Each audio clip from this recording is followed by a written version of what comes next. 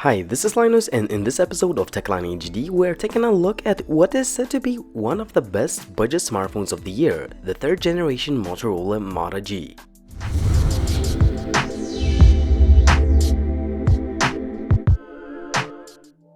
Motorola Moto G comes in a rather cheap looking box, and besides the documentation, you are getting just a micro USB cable and no power plug this time. As far as design goes, we have a typical Motorola's design language with rounded corners on the back for a better grip and a frame going around the device. However, this time around it is made of plastic to reduce the cost of the phone. On the front top, we have a 5-megapixel snapper, a sensor light, the earpiece, and on the bottom there is a front-firing speaker. The backplate is made of quality textured plastic, and here we have a 30-megapixel shooter along with dual-tone dual LED flash and a signature Motorola's dimple. On the right we have a volume rocker and the power key. However, the placement is not super convenient as the power button should have been below the volume rocker in my opinion. On the bottom there is a micro USB port, and on the top we have a headset jack and a secondary mic. The backplate is removable, and under the hood you can find a non-removable 2470 mAh battery, SIM card slot, and the micro SD card slot for storage expansion. Overall, the phone sits very comfortably in the hand, and the textured bag helps with the grip. While the plastic doesn't add any premium looks, but the phone is well made and I have no complaints about its build quality.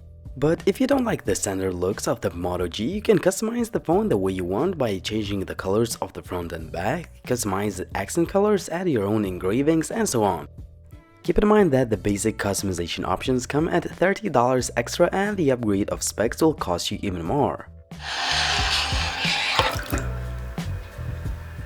If you don't want to spend extra cash customizing the handset, you're still getting a feature that it is not widely spread among the budget phones, a water resistance. The Moto G has an IPX7 rating, meaning that you can submerge the phone up to 1 meter and keep it underwater up to 30 minutes. The Moto G sports a 5" 720p panel, which is not bad but not great either. It is bright, color reproduction is okay but a bit on the colder side. What's frustrating is that it is clearly not the most pixel-dense display, as you can clearly see the individual pixels, which is a shame. That is visible during all the daily tasks like web browsing or simply scrolling through the settings menu. Other downsides would be a subpar sunlight visibility and average viewing angles.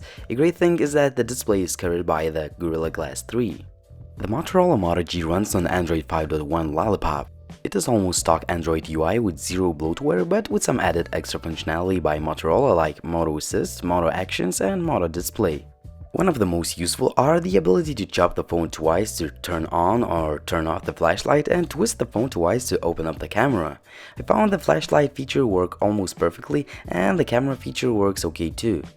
Other useful features come from the Moto Display, as it wakes the display up when notifications arrive. While it may be useful for a lot of people, I personally turned it off as I simply don't like seeing new notification every 5 minutes.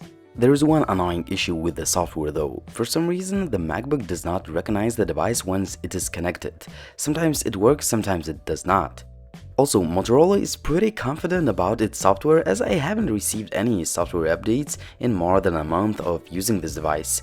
Overall, the performance is snappy and responsive unless you run too many apps in the background on the 1GB model I have. To avoid that, I suggest you paying extra and going with 2GB variant.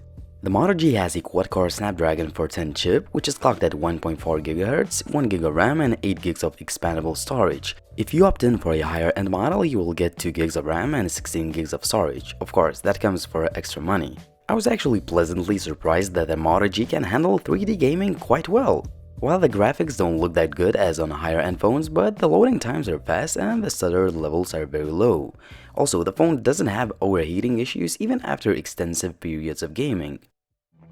The Moto G can handle Full HD content without any issues or lags. The loudspeaker quality is very good for a budget phone. It is placed on the front side, which is always a welcome feature. Also, it is very loud and the sound quality is really good for a budget phone.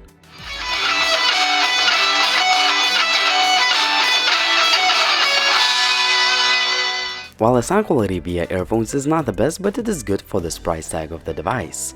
The phone comes with a very simple camera app, which is responsive, easy to use, and has a few shooting modes and settings to play with. The shutter speed is pretty fast too. The 13 megapixels camera on the back is actually capable of producing some nice looking images when there is plenty of light. The pictures have a good amount of detail, they look sharp, and the color reproduction is decent. Even the dynamic range is handled quite well most of the times. However, when the sun goes down, the troubles start. It all begins with the artificial lighting as quite a lot of noise kicks in and the level of details goes down. The night shots do not impress at all. There is just so much noise in each picture and the sharpness is lost compared to daylight images. Well, it's not the worst performer, but I actually expected a little bit more from the camera in low light scenarios. The 5 megapixel selfie snapper is not the best out there, but it gets the job done for social media. The 1080p video is far from the best, but it is actually pretty good. Well, the footage could look a bit sharper, but the color's auto exposure work fine, the video does not look very shaky, and there is a continuous autofocus, but it is very slow.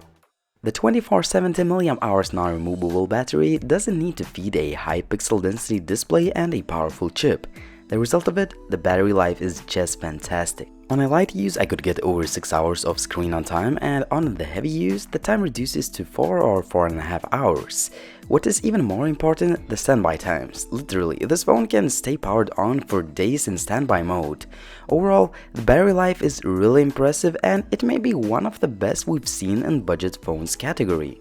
I have no complaints about any of the connectivity options. The call quality is very good, which is common to most of the phones made by Motorola.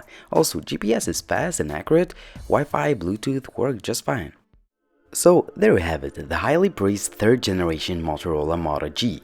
While I wouldn't be so sure that this is a true budget phone of the year, as we have some other great offerings like the Meizu M2 Note, Asus Zenfone 2, Xiaomi Redmi Note 2 and some other phones from China, the Moto G has quite a lot to offer.